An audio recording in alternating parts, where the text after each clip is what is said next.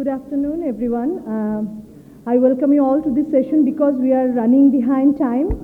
So, with you have already heard the introduction of the esteemed panelists that we have for this session to discuss. So, we have a panel discussion on development.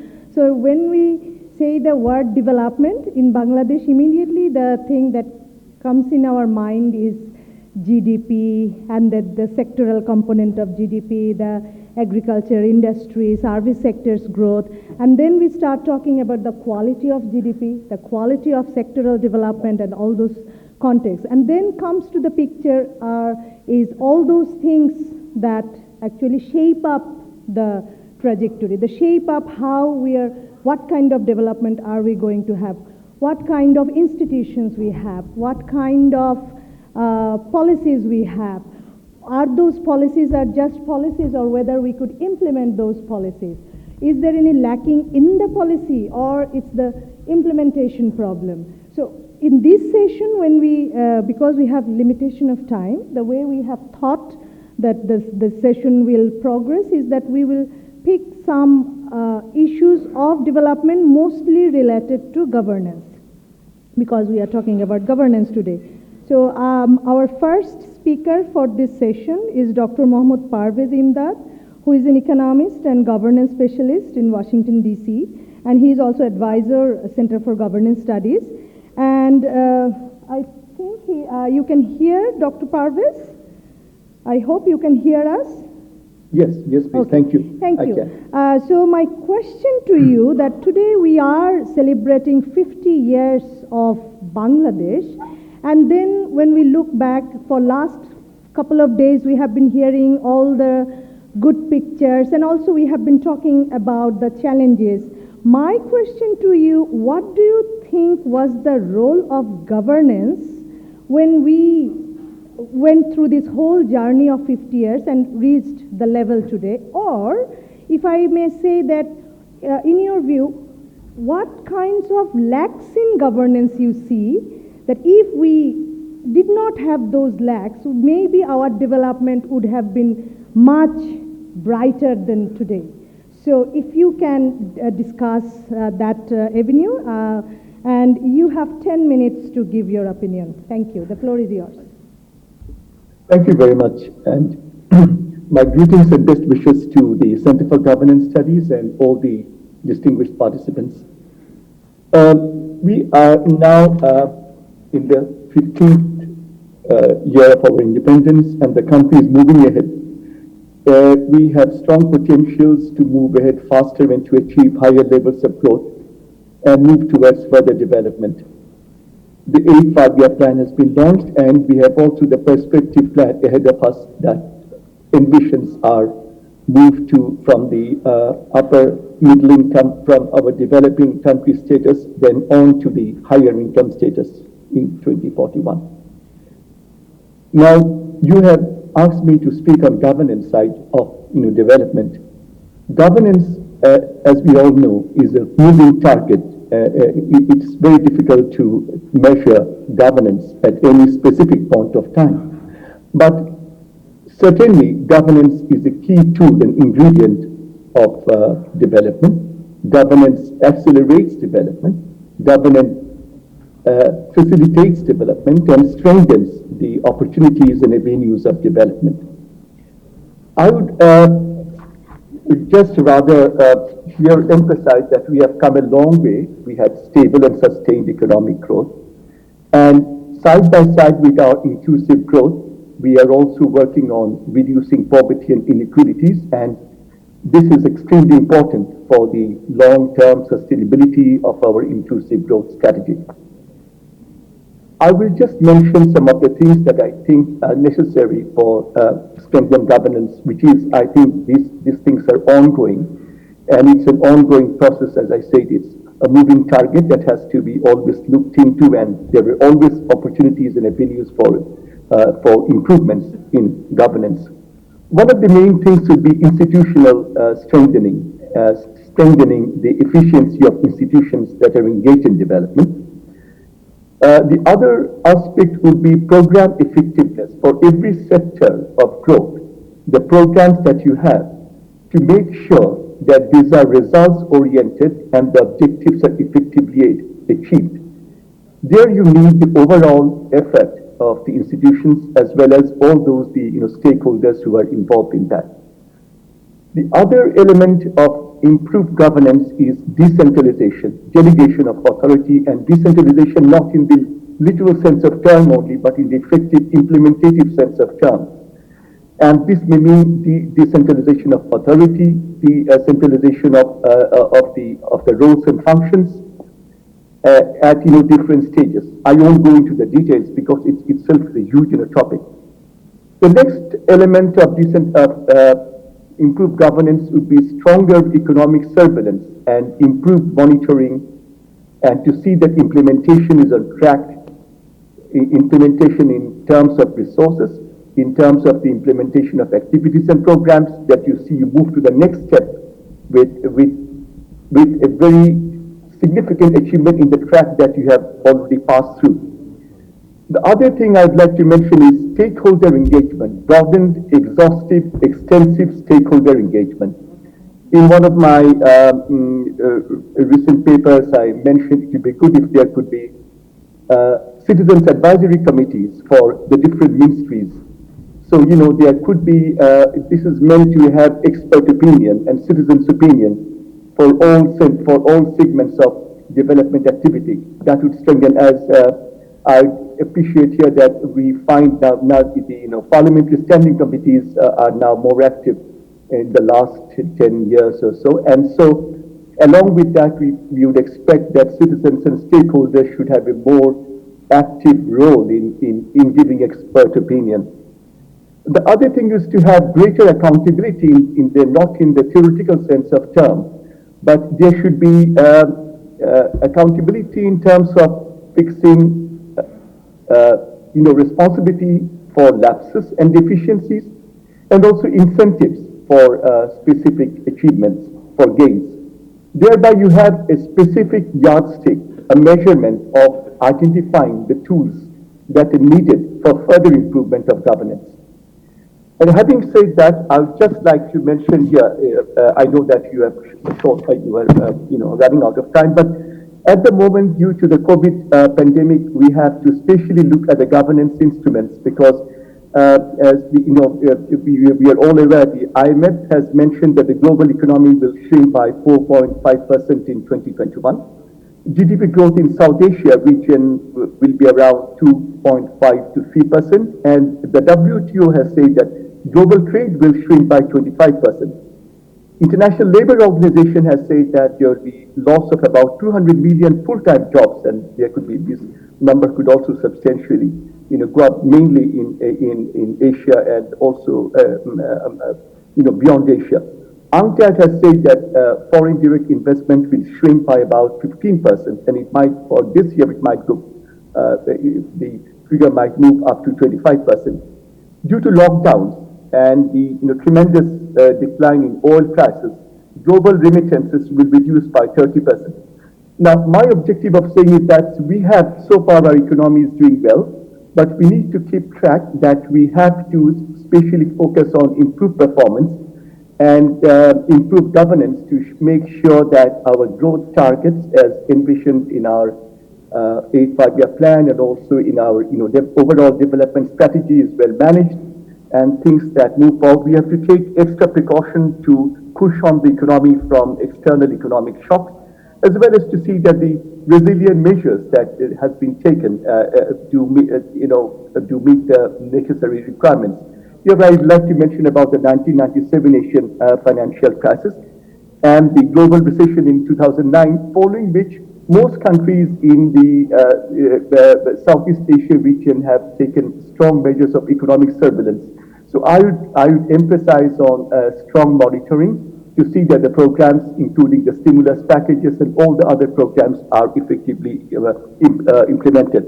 We have certain strengths. Our debt-GDP ratio is reasonably under control. It's as low as 34%.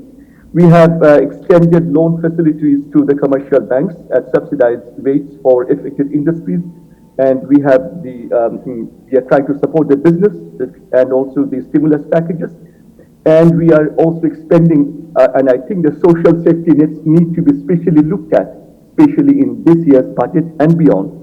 And though our export earnings and remittances are reasonably Dr. good, foreign Parvez, exchange if you reserves could are stable, finish but we in need to 1 especially minute, monitor please. these so that the trends remain forward side. Sorry, thanks for your time. Thank you. Thank you very much. Some words from that he mentioned: accountability, research, decentralization of governance. I think I have been hearing about this decentralization of governance since I started my career 23 years back. So, and still we are talking about it. So it has not been achieved in a sense that we anticipated. So I think he mentioned one thing very important is the accountability is the, even to face, to be successful with this COVID-19 economic impacts, we have to have improved governance so that we can have efficient utilization of resources. From there, I would like to come to Dr. Mohammad Abdul Mojid, who you know, when all of us know, the former chairman of National Board of Revenue, NBR. So once he was the main person to collect all the money that we need for development, most of the money, otherwise we could have some borrowing from local or foreign sources, but mostly we ask NBR to collect the money so that we can utilize that money for development.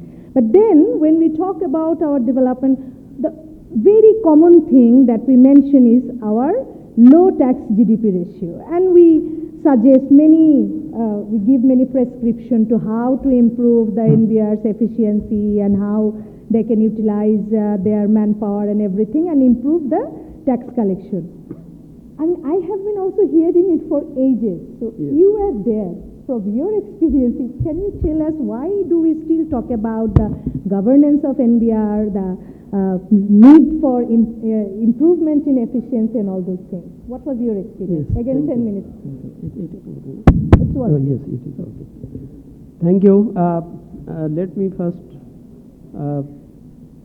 congratulate Center for Governance Studies for arranging this, and also we all feel very much facilitated by being in the year of 50th anniversary of our Independence, and this is obviously a very complacent matter for all of us, that after 50 years of our journey, we have reached or arrived at a so much so, I think, comfortable economic condition and situation. But this is not the whole story. Let me come to the point. You know that our revenue collection and revenue system, revenue administration system, it has been seriously inherited from the British colonial rules days. And that's why still we are fighting for how we can come out of those colonial attitude and colonial systems and rules and procedures. It has taken a long time that we have not still yet revised or could not modified our income tax rule, which has already been enacted as an ordinance in 1984, but it was just a copy of the previous British rules and regulations. You also see that even today, how the fiscal policies will be taken, how the tax rates will be selected, it is kept secret. Even the Honorable Finance Minister, he could not even open the budget book where the rates and everything is written until the Asorokto. It means that after 4 o'clock, then he will be able to see it. It means that we are wanting revenue or tax from the economy. We don't look at what is the state of economy is there, whether the people or the company or they will be able to pay the tax. We don't think about it. We, the people, the government, the policymakers, we always prepare the rules, regulations, tax rates, everything in a secret way. Because, and even it is enforced that if I declare a rate today, this at 5 o'clock on 12th of June, the day of declaration of the budget, from the evening, the new rate is enforced. Even after the 30th of June, new tax rules or imposition of tax rules are enforced, but it is of the previous year. So if a people would know at the beginning of that previous year what would be the rate of tax and etc., then he would have taken his decision in that way. But always it is kept secret. It is the mentality of the British colonial rules that they don't want to express everything to the people who will pay the tax. So the stakeholders, they discuss with the stakeholders. Every year you will see that NBR or even the finance minister, he hold meetings with the economists and other stakeholders. But I can say today, most of their suggestions and recommendations are not kept because they cook the budget in a separate way, in their own style. And it is, so that is the dichotomy that we have. Secondly, there is you see, revenue collection is a state duty. It is the function of the state, but it is normally decided, followed by everything, by the government, by the people who will pay tax. The person who will pay the tax, if he frames the rules, if he fixes the rates, and if he is also entrusted with the enforcement, then this governance issues comes up. Because you see, very recently we have seen that the government has enacted some rules for black money whiting procedures. They have reduced the rate of tax, and even they have withdrawn the fine, penalties, etc. Because it is those people who have decided this, because they are the payer of this black money or etc. etc. So that is why I think the separation of the state policy, it must be divided, and sometime you will see that the policy makers, they should remain out of the implementers. Otherwise, if the policy makers, they discuss or dictate or draft the rules, then there might be some confusions. They leave it there. So that is the tax. Supposed to make the rules, no? No. You see, in our country, in our system, the same officials who will enforce the rules, they prepare the draft or the rules. So he knows where there should be 1 comma extra, or they know where there would be some links that from there they could go out of it, etc., etc. So that separation must be there, because that is the root cause of establishing the governance, etc. Another important point is the attitude of the rule makers or the enforcer and the taxpayers. There has been a great difference between these two. Nobody wants to understand the other. Again, I am saying that tax I will collect from the economy, from the people. They must also know, they should have a good understanding with me that how I should pay the tax, how I could be helped to them. But here there remains through the colonial practice and the mental attitude. That is why every time we are trying to change the mental attitude of the taxpayers and the tax collectors. And in this case, the tax administration, the National Board of Revenue, the deployment of efficient manpower, all these things have not been at pro or with the necessity or the requirement that it should be. That is why always people blame that why NBR is not collecting money or not in a position of collecting money. But what happened, or what equipment or what capacity you have given to the National Board of Revenue so that they will enforce it. Now I'm coming to the tax. Yes, we are waiting for, but it is taking too much time, because you see both the parties who will implement the automation and who will enforce the automation, they both have some secret, their unwillingness within this, because if it is automated, then the many questions of daily delaying or whatever negotiations that will come out. Now I am coming to the tax GDP ratio. Why it is so low? It is because for 3 reasons. Number one, about a good certain percentage of people are still out of tax net, because the base is very low, and the capacity of NBR is very limited to go to his taxpayers, and some people are easily they are going out of the net and etc. And second point is there are too much tax rebates and tax waivers. In most cases, you see in our country, the entire agriculture sector is given tax waivers. But agriculture means not only the production of food. Agriculture, under the agriculture, the fisheries and all other things are there. So all are getting special leverage out of that. But they are doing business, they are making profits and etc. Another is the public sector itself is the main defaulter of paying tax. For example, PDB is taking tax from the people for selling the electricity, but they are not giving it back to NBR.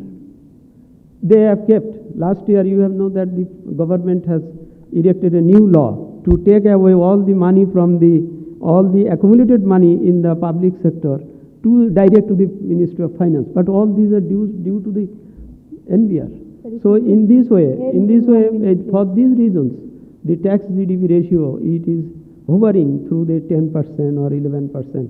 It is not going up to 15% or 16%, that should be. So that is why these are the ways that if we could come out of this dichotomy or question of decentralization as you were pointing out.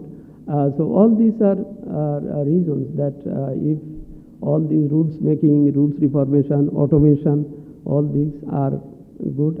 We expect that after the journey of 50 years, we look forward that in next decade we must come out of all these internal conflicts and confusions that should go out.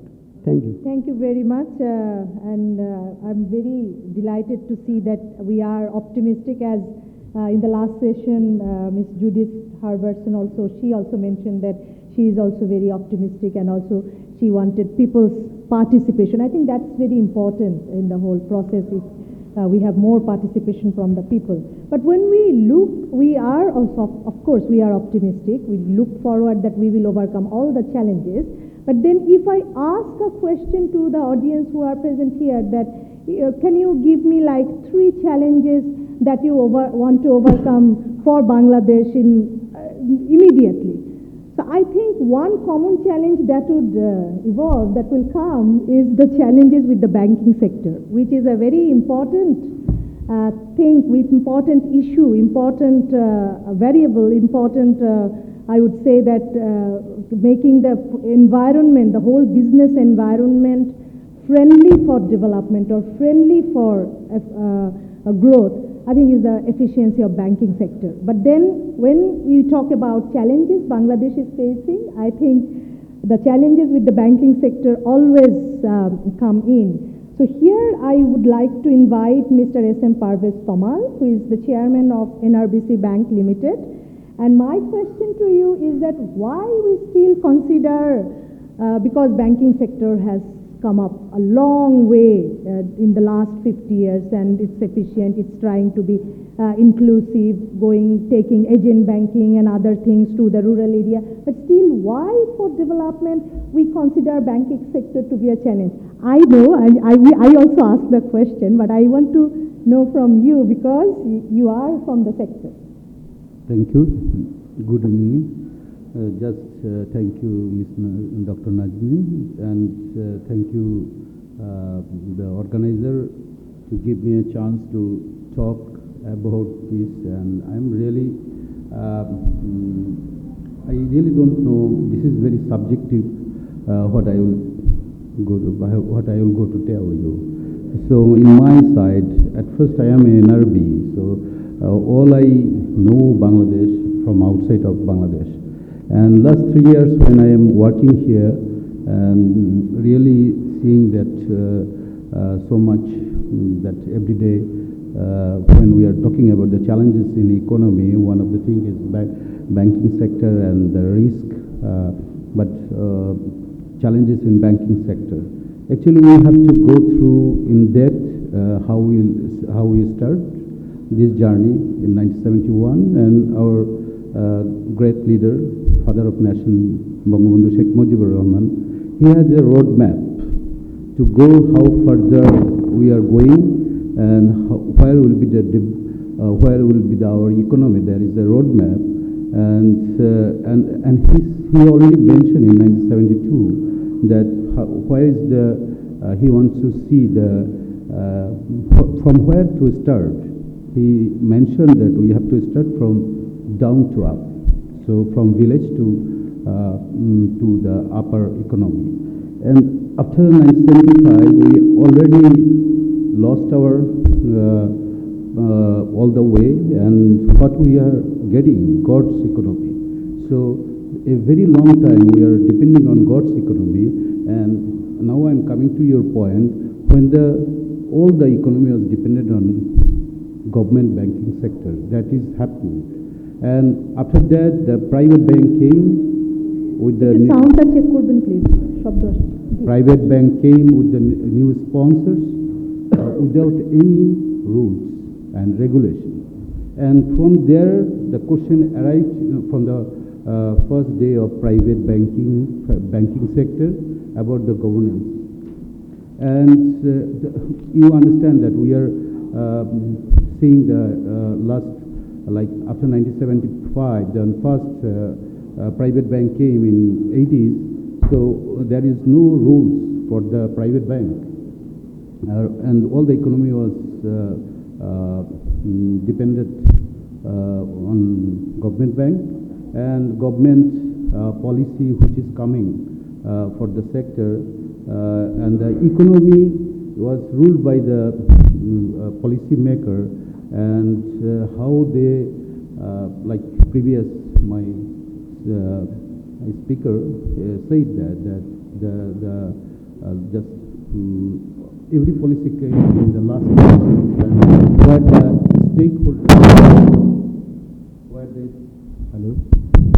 but the stakeholder was not participant. So I'm just telling that what I am seeing last 12 years. You see that huge development is going on, and private bank came to the economy as a partner of government, and all development, like 70% of our today's development and the infrastructural works which is going on dependent on private sector, long time strategy. And now the main thing you were telling that where is the problem? Problem is the long time investment and short time investment. And you see how should work bank, and in Bangladesh all the private bank is not working like a bank. They are now long time partner of government. It's not the duty of the bank. Main problem, the risk mainly came from there. We are there's what's the bank doing now? So they are partner of government long time investment. Actually, there should be capital market and bond market and so and so, from where the investment should come for the long time investment. From long time investment, and when bank is taking short time deposit and going for a long time investment, and there is a mismatch, and risk is coming from there. And but the development and end in 1 minute, please. sorry. Actually, it's a long story, and after that, you see that sponsors who are involved with the private sector, private bank, without roadmap, you can't expect a good governance. And anywhere, any sector can't live with a good law and governance. That is also a main problem. And the risk is for the long-term investment. There is no policy in SME and rural development programs and rural areas. And banks are not, their capability is not enough for the rural developments and rural sector. They are going only the government infrastructure partner and corporate sector. And from here, the risk is coming I think the main problem is the long-time investment is the main problem of bank, and from there the other thing is coming like a governance and the not support by the legal side from government, that our law, our court, all are not getting, banks are not getting support from that side. That is also a problem. Thank you very much. Thank you very much. I think some takeaway from what he said is that we have to, for our future development, we have to move more towards rural development, development of capital market, bond market, and taking short-term deposit and investing it for long-term loan. That is not actually viable. So that is a very important point that he has made. With all the three speakers that we heard about, now I would like to move to Dr. Rashid Al Mahmood Titumir, Professor, Department of Development Studies, University of Dhaka. Dr. Titumir, my question to you is that so far in this session we have discussed about the importance of governance. We have heard some challenges in two very important determinants of the development, the role of NBR, how we can improve the efficiency there, and how we can look into the challenges of the banking sector. So if, because of the time limit, if you can tell us about if when we are moving forward, say if we are planning for, when we are planning to be a developed country in 2041, what governance issues should be looked into with utmost preference to move forward strongly in that path? So what are in your view are the, even within lots of challenges and lots of possibilities, what are the priority you will set if we are looking at the governance issues? Thank you. Let me first pay tribute to the 1971 martyrs. This is a big question, but I would be very precise to respond to what you have asked me to deliver on. You see, first let's really, there are myths about Bangladesh. Myth starts, but not really truly reflected with Henry Kissinger. Henry Kissinger never said that. From basket case to test case to development surprise to development paradox. This is the problem. Why? Because without really understanding the geography, the people, the citizen, the economy, the politics, you are trying to provide stereotyping narratives on the country of which you hardly know. So when we really provide these narratives, we really do not look at the history of Bangladesh.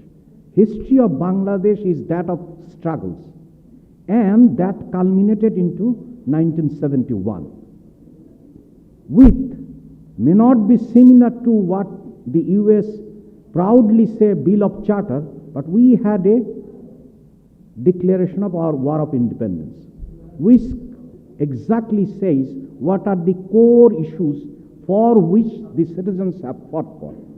So this is about equality, human dignity, and social justice. So no one has really traveled that route to understand what is the remarkable journey that we have in Bangladesh based upon three principles. So which means, are we there to have a citizen state? The key question we have to ask ourselves, are we now at a citizen state? In order to ask that question, if we are really bringing the variables of economics and those of politics, say for example, let me just go through those very briefly. Labor, obviously, we had a rate of reduction in poverty. But that rate of reduction in poverty has slowed down. Because of why? During the pre-COVID crisis, because our employment process has slowed down. So the growth rate that we have witnessed was a jobless growth. Secondly, when we really looked at during the COVID crisis, what we need is a new roadmap to salvage the humanity because of new poor, because of the working poor, and because of the huge unemployed. So are we taking ourselves and looking at those challenges, or are we trying our best to put it under carpet? So that's the second. We talk about a lot about skills development, and we really proudly can say that because of our migration from rural area to the urban centers, or migration from rural areas to different West Asian countries, had led to the growth story. But we are not saying that. We are not saying that the story of Bangladesh is the migration of labor which has really increased their income, that has led to the consumption, and that is the story of growth. So if we are really looking at, then our policy making has to really focus on everything on people, and that too on labor. But unfortunately, our university system, of which I belong to, are not providing what it's supposed to provide: skills formation, innovation, citizenship. Let's look at the capital. So what we see, we are witnessing the highest growth in capital accumulation that any countries have witnessed after post Second World War. But equally, then we are saying that we had a 9% tax GDP ratio. How do we reconcile both the stories? How do we reconcile the fact that we had an economy where private sector investment to GDP has remained stagnant more than 1.5 decades, while everyone is saying there is a huge capital flight? How on earth we can say that our growth engine is micro, small, medium enterprises? But why on earth they are not getting the credit, particularly the women entrepreneurs?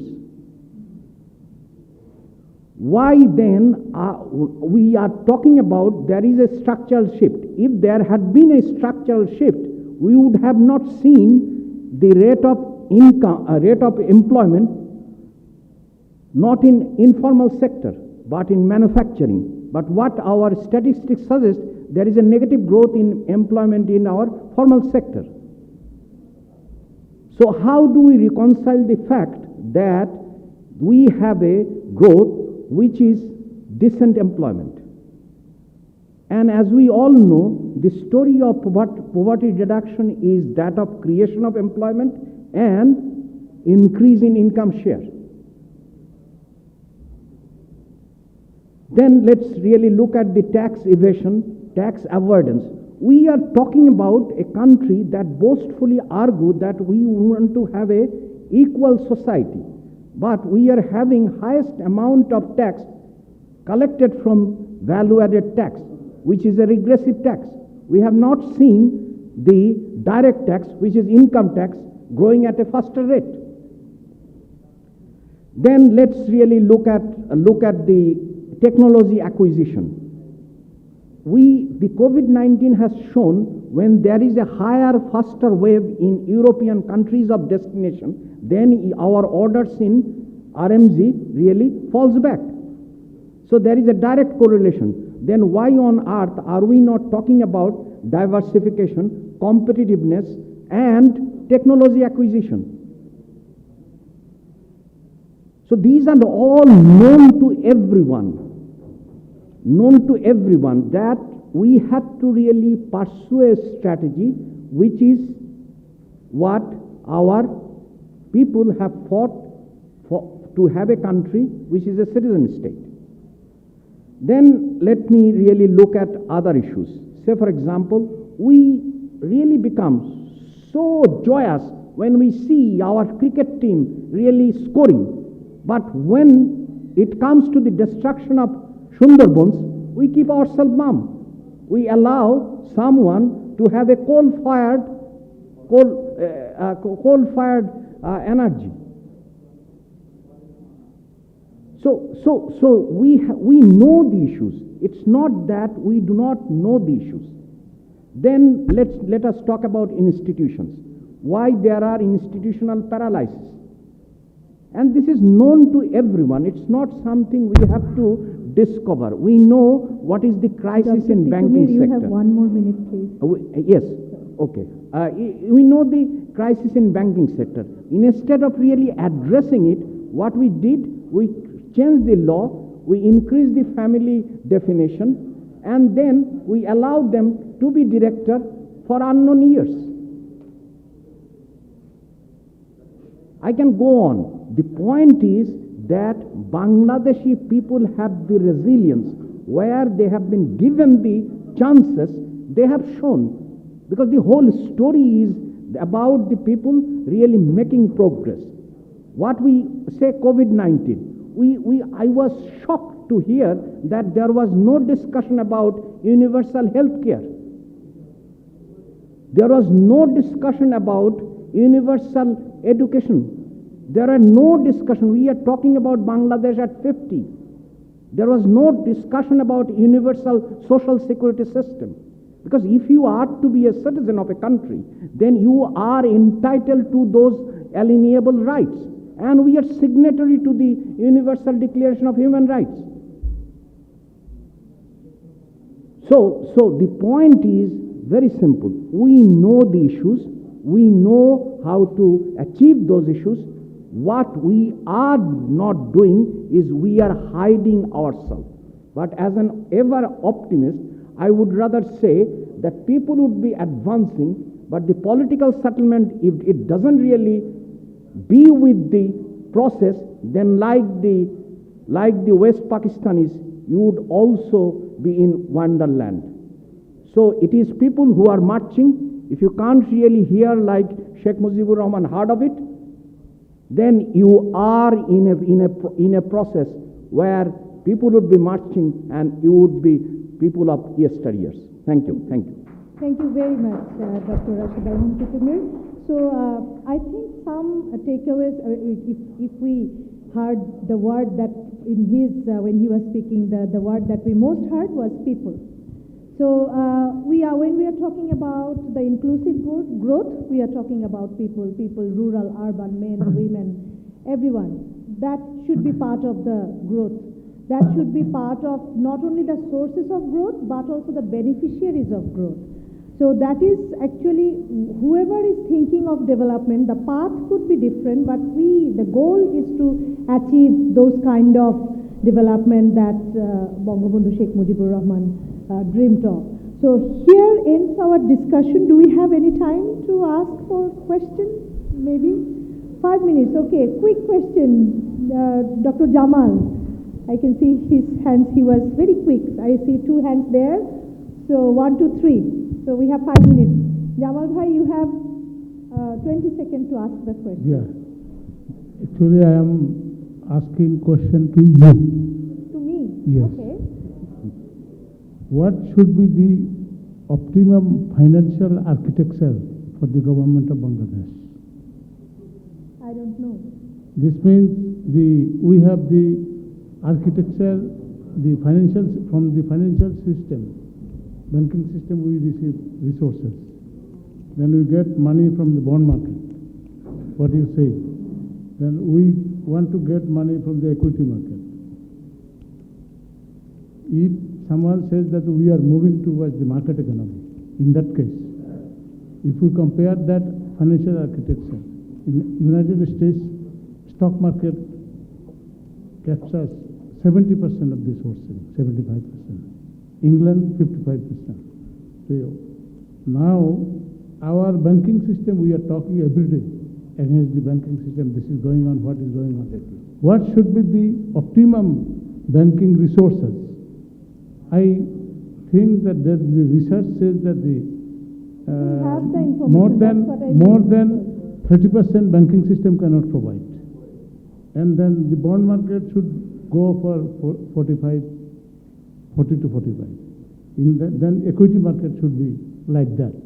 In that situation, you can make the balancing architecture. But we have not developed this last 50 years. Last 50 years, we did not do that architecture. We are constructing the thing, but without architecture. That's what is important. So banking system cannot solve the whole problem. So he asked the question and actually given the answer. So Thank you. I moved to, Jamal bhai, thank you very actually- much. So you saved me. Yeah, actually that is.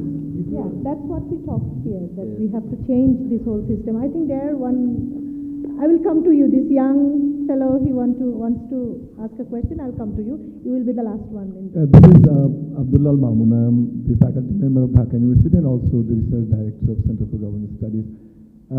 My question to Professor Pitumir, due to the huge agenda of SDG, partnership has been included as one of the goals of SDG. But my question to him is whether you see any visible initiative of the government to include development partners, CSOs, NGOs, or especially the private sector to achieve SDG, or it is we do alone approach of the government. Thank you. Anything else? We can respond later. The last There is question. another question? Okay. Please. Thank you, ma'am, for giving me the floor. I'm Alif, Research Assistant, Center for Governance Studies. Sir, as we have seen that every government, sir, please note that every government, I've said, not mentioning the particular political parties, because the officers from NSI and DGF are already here. Sir, as we have seen that every government always suffered from complacency, suffered from self-satisfaction that they have achieved their economic growth. Again, as we know, the national wastage, the dissipation, also, say for example, the unmake of BGMA building and other infrastructural, government infrastructure, also included the national income.